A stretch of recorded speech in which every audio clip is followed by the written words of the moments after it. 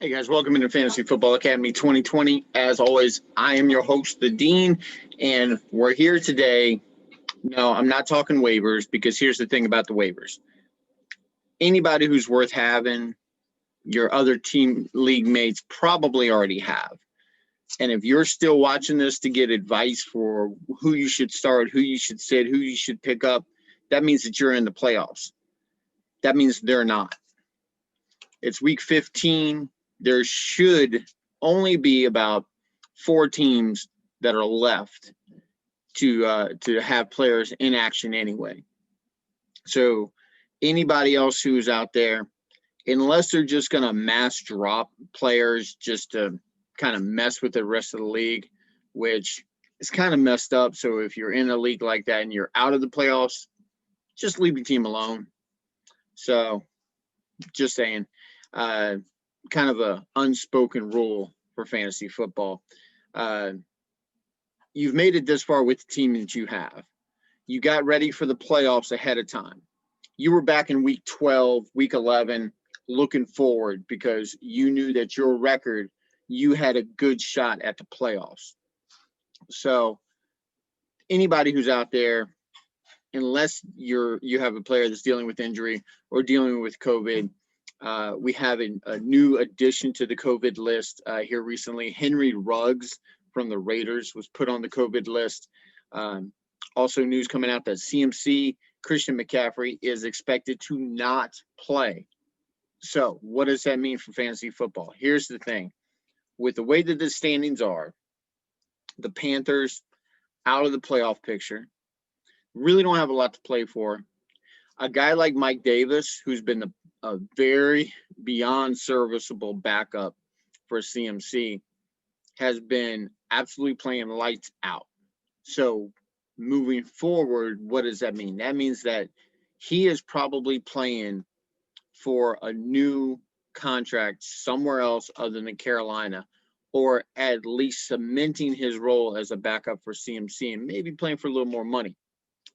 But that means that CMC owners pretty much drop Christian, because if you've made it this far with the team that you have, there's really no reason for the Panthers to risk further injury. So I wouldn't be surprised if they just shut down Christian McCaffrey for the rest of the season. Now, could he come back for championship week? Possibly. So if you want to hold on to him, I understand. If you're just in a desperation move, desperation play, I don't think that he's going to be on IR anymore. He's just going to have an injury designation. So that's going to suck up a roster spot for you. So you're going to have to look really, really hard at your roster and see who you have that you can ditch if you need to pick up someone. If you weren't lucky enough to go out and get Mike Davis back in the day when he was available, when Christian McCaffrey first went down, then you're kind of scrambling to fill that spot here in the playoffs. Now, I told you guys last time that we spoke that I was going to talk some playoff picture, kind of give you guys an idea of who can really have something to play for, and certain players that are probably going to be rested moving forward. So if I don't name somebody that or a team that you have a player on, that probably means that they might be rested, because as it stands right now, everybody's got something to play for. The way that the playoff picture looks in the AFC, you got the Chiefs get the first round bye because Pittsburgh's lost 2 games. As long as KC's winning and as long as Pittsburgh's losing, then they're going to stay number 1. Okay. Now, we've got 3 weeks of the regular season, 2 weeks of the fantasy season, unless you're like my boy Pez, who unfortunately is dealing with week 17. He did leave an awesome comment in the comment section below, which if you haven't already, subscribe, like, and share down bottom. Leave me a comment about, if I've helped you out at all. That's what I'm here for. I'm here to help you guys out. Also, if you need some more advice, please leave your question down bottom, and I will do my best to get back to you individually. Okay. I want to send a special shout out to my new boy Benjamin Washington on YouTube. He sent me a awesome comment saying that he got to the semis because of this show. So that's what we're about, and we're about getting you a title. So we got to get you a title. We haven't come this far to not get that title. We've got to push through these last couple of weeks to get that. So here's what we're looking at. Like I said, in the AFC, you got the Chiefs, who are 12-1, and Pittsburgh at 11-2. Now, of course, they're sitting pretty at top of their division, but for the AFC North, the Bills not far behind. Cleveland also in that mix. In the 5th spot, on the outside looking in, is the Ravens, but they are playing really good football offensively. Defensively, guys, sorry, got a little itch. Defensively, they are hurting and reeling on defense. They just let the Browns put up 42 points on them. That's crazy. You cannot win a division like that, okay? So what's going to happen with the Ravens? Kind of hard to tell, but I'm going to tell you right now, Cleveland looking good for the playoff run. The Bills looking good for the playoff run. Pittsburgh, coming down the stretch, they're not looking. There's a chink in that armor, and we're seeing that more and more as we get further into the season. 2 straight losses, until they turn it around, and they had a shot to turn around this week against Cincinnati. So Cincinnati, Monday Night Football, Big Ben, you know he's going to ball out. I saw an article the other day. It said, don't trust. It said, do and don't, who you can and can't trust. It said, don't trust any Steelers. And that went for their defense as well. Now, I have their defense. I have Staking, Claypool, Juju, Connor. I used to have Big Ben. So pretty much anybody and everybody that you could think of. But if you need a hand at wide receiver, James Washington from Pittsburgh's looking like the guy that they're going to, and the guy that Big Ben's trusts. He's even come out and said that when it comes to a big play, he wants to throw the ball to James Washington. So if you need help at wide receiver and you're willing to trust the Steelers on Monday night against Cincinnati, that's going to be your last play of the week. That's going to be your Hail Mary, almost literally. So there's a streamer right there that you could pick up and play. But the Bills, the Titans, Cleveland, the Colts sitting at 9-4. The Titans, Cleveland, and the Colts are all sitting at 9-4, and then Miami is at 8-5. Remember, there's an extra wild card. There's only one bye, and that's for the top seed. So Miami's getting in there with an 8-5 record, same as the Ravens, but they have a better divisional record. So the Raiders and the Pats also, and I'm not going to use the term mathematically eliminated because that drives fantasy players nuts. Okay, I'm sorry. It drives me nuts to hear the mathematically not eliminated yet. So because of the mathematically not eliminated, there's the Giants, Philly, and Dallas, all because of that division, can still get in, along with the Vikes and the Bears, sitting at 6-7, because the Arizona Cardinals are sitting at 7-6 in the 7th spot in the NFC. That's the bottom rung that I just ran through of the NFC. Now, for the NFC, top to bottom, we're going 10-3 Packers sitting on the bye, the Saints at 10-3, then the Rams at 9-4. Seattle's also at 9-4, but they're not the division winners. That would be the Rams. Okay, so 6-7 would be Washington, 8-5 with the Bucks, and then 7-6 you're looking at Arizona. So Arizona has got something to play for. The Vikes, the Bears, the Giants, Philly, even Dallas, because of the division, could still sneak into the playoffs. It depends on how everybody plays down the stretch. What does this mean for fantasy? Glad you asked. What this means for fantasy is that all of these teams, all of their players, all of their starters aren't going to be sitting this week. Nobody's really locked up the spot that they want. Even the Chiefs have not locked in home field advantage and that first round bye because there are 3 weeks left and they're only 1 win up. Okay. So they have to keep pushing along. They have to keep trying. They have to keep business as usual. Now, for the teams that I haven't mentioned, guys like the Lions, okay, you're looking at Matt Stafford, who's injured. If they were in a playoff run, you could still see Stafford out there. Now you're going to see Chase Daniels.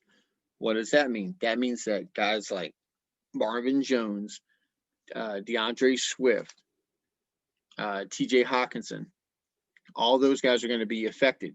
So what you need to do is you need to go out there and you need to look. I'm not going to spoon feed you guys all of this, okay? I want you guys to go out there. I want you guys to get your hands dirty, okay? Go out there and look and see who is in a playoff run. And you see a team like Philly. Normally, Philly would be totally out, but here's the interesting thing about Philly is that Jalen Hurts, who is probably off your waiver wire by now because a lot of people went out and picked him up last week to see what he was going to be about. Now that they've seen it, they're going up against an Arizona team that is very susceptible to the run. They're not the same defense that New Orleans was. So with that said, you know that they can look. Jalen Hurts ran all over the Saints. Okay, over 100 yards rushing, 100 plus yards passing, a couple of touchdowns. So this is not the Saints defense. This is a inferior defense as in comparison to the Saints. So everyone's expecting Jalen Hurts to have a big day. Maybe not everybody. And maybe that's just me hoping that they're not going to have a bad day because I want Philly down as far as they can go, along with the Giants and Dallas. Just so my boys can go ahead and get in the playoffs. I would love to see a playoff run from my boys in Washington. So, but yeah, I don't know. I think a lot of it, the Saints overlooked Philly. I think they overlooked Jalen Hurts. I think they didn't have any game film on him. They didn't know what to expect. So, with that being said, I think that Arizona is going to be a little better prepared. At least I'm hoping. And we'll see how things go this week. Now, if you're in a pinch and you need to start a quarterback, you've been streaming all week or you've been streaming all year, then go ahead, fire up Jalen Hurts, have at it, have fun. But make sure that your heart medicine is up to date and you're on it because you're going to get some palpitations watching that game, okay?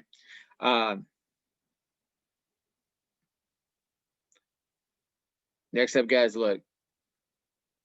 All of these, like I said, all the teams that I've mentioned have somebody to play for. There's a lot of fantasy implications. But here's the thing about playoff fantasy football is that you're not going to have to deal with as much diversity as you have for the rest of the season. The regular season in fantasy football, what you're dealing with is you're dealing with everybody because everybody's playing. Everybody has something to play for. They're all trying to win. So I'm going to sit this player, I'm talking reality. They're going to sit this quarterback. They're going to sit this wide receiver. They're going to sit this running back because they are very valuable to the organization. There's nobody that's blown anyone out for the playoffs, so you don't have to worry about anyone being saved for the playoffs. So you don't have to really worry about that, and this is what I hate about Week 17. So my boy Pez, listen up. You're going to have to pay attention. You're going to have to look forward to who you have on your roster and who is clinching their spot. Once that spot is set and there's whether they win or they lose, it's immaterial to their playoff implications, then you're going to see a lot of key players maybe play the first half and then sit.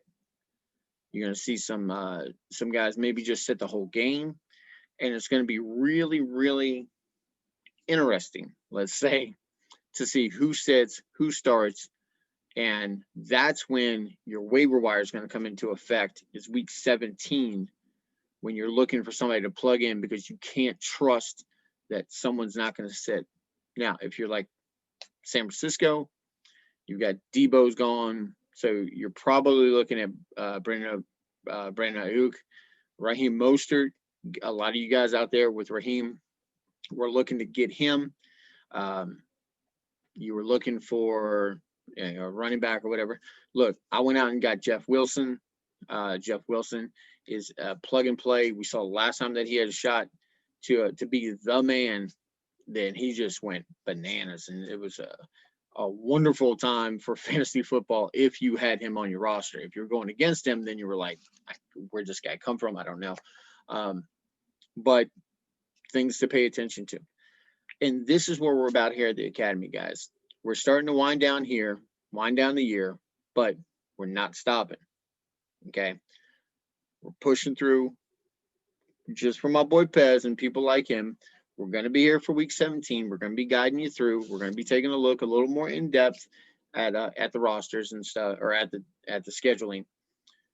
So, with that said, enjoy the Thursday night game. This is being recorded on Wednesday morning. It's about 6 o'clock in the morning. Yes, I do these early just for you guys so they can get up and you guys can look at this and go, well, wait a minute. So-and-so said that on their show and he's saying the same thing. No. You will hear original content here. That is my goal.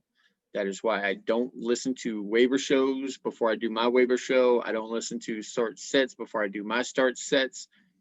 When I listen to these, I do it purely as a comparison to see how I'm sitting versus how the experts are setting, or guys who are actually getting paid to do this. So I'm doing this for my league of record. This is my hobby. I would love to get paid for it sometime. If it doesn't happen, doesn't happen. But I'm here for you guys. And if you enjoy the show, if you enjoy the content, if you would like to see other content, if you would like to see more content, please, down the bottom, subscribe, like, and share, and leave me your message. And you can ask my boy Benjamin Washington or Pez how fast I get back to them versus the other guys. Remember, the other guys have thousands and thousands and thousands of messages. They can't get to them all. I can. Look, I appreciate the love and support, but I'm just a guy who really loves football, loves fantasy football, loves playing it, loves talking about it, and figure with my experience I can help someone somehow, some way. So that's what we're about here at the Academy. I appreciate the time, guys. I'm the Dean. You guys are awesome. Keep pushing for the title. Don't give up. We're almost there. We'll see you next time on Fantasy Football Academy 2020.